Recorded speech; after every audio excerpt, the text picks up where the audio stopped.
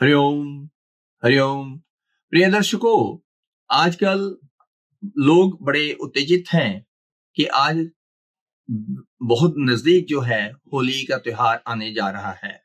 और होली का त्योहार ऐसा होता है जिस दिन हम अपने मंत्र को सिद्ध कर सकते हैं।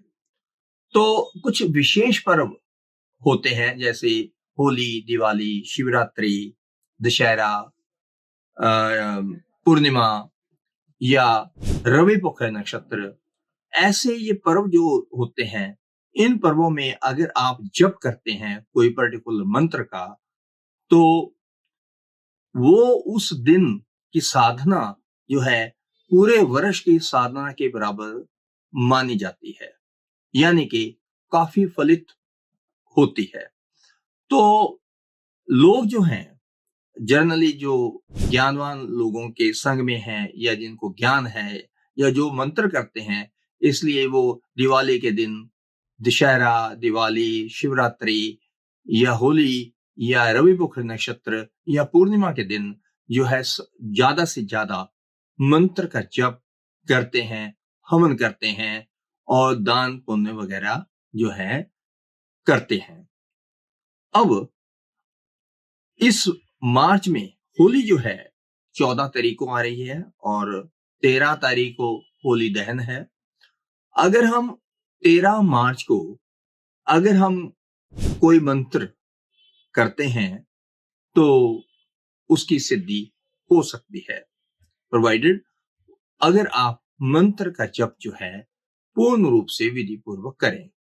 अब प्रश्न ये होता है कि मैं इंटरेस्टेड हूं कि होली के दहन के दिन, नॉट ऑन होली, दहन के दिन यानी कि 13 तारीख को अगर मैं कुछ करना चाहूं अपनी लाइफ के लिए, तो मेरे लिए क्या बेहतर होगा, ये प्रश्न होता है। अब मैंने इस विषय के ऊपर काफी रिसर्च की, सोचा कि कुछ ऐसा मंत्र दूं, ऐसा ज्ञान दूं, ऐसी कोई विधि बताऊं जिससे मेरे संग जो जुड़े हुए लोग हैं उनकी प्रॉब्लम्स जो हैं लाइफ में जो हैं, वो समस्त प्रॉब्लम्स का एक ही सॉल्यूशन हो। तो मल्टीपल प्रॉब्लम्स का एक ही मंत्र जो है सिलेक्ट करना बहुत ही मुश्किल हो रहा था।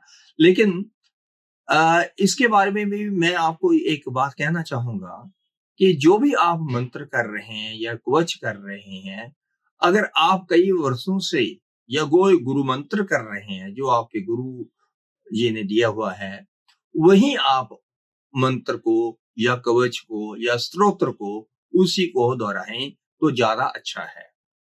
नया कुछ करने की आवश्यकता नहीं है।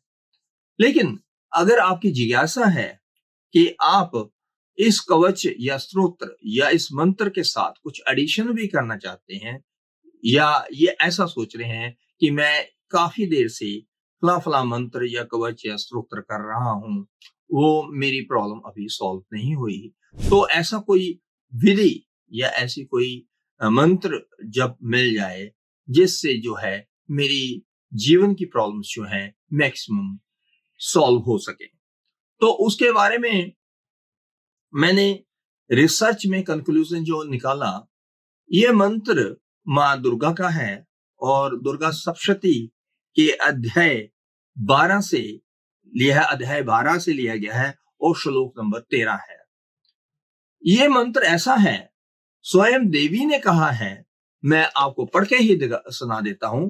स्वयं देवी कहती है, जो व्यक्ति मेरे इस मंत्र को भक्ति पूर्वक करेगा वह मेरे प्रसाद से संपूर्ण आपदाओं से रहित होकर धन धान्य से भरपूर, पुत्र आदि से संपन्न होगा। इसमें कोई शंका की गुंजाइश नहीं है। ये दुर्गा सप्तशती के शब्द जो है, जो लिखे हुए हैं, वो उससे पढ़ के ही मैं बता रहा हूं, मैं अपनी तरफ से कुछ नहीं बता रहा।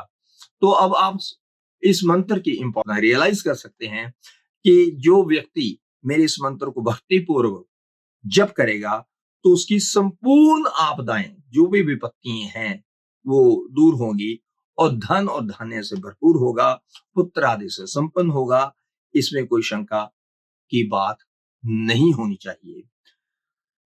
तो अब ये मां भगवती दुर्गा का वचन जो है दुर्गा सप्तशती में लिखा हुआ है, जो अध्याय 12 का 13वां श्लोक है। अब ये मंत्र क्या है? सर्वा बाधा विनिर्मुक्तो धन धान्य सुतानिवत मनुष्यो मत प्रसादेन भविष्यति न संशय। फिर दोहरा देता हूं। सर्वा बाधा विनिर्मुक्तो धन धान्य सुतानिवत मनुष्य मत प्रसादेन भविष्यति न संशय। तो ये मंत्र अगर आप लाल चंदन की माला पर कंबल के आसन पर बैठ करके अगर आप रात्रि में करते हैं, कम से कम 10 माला तो करो भाई।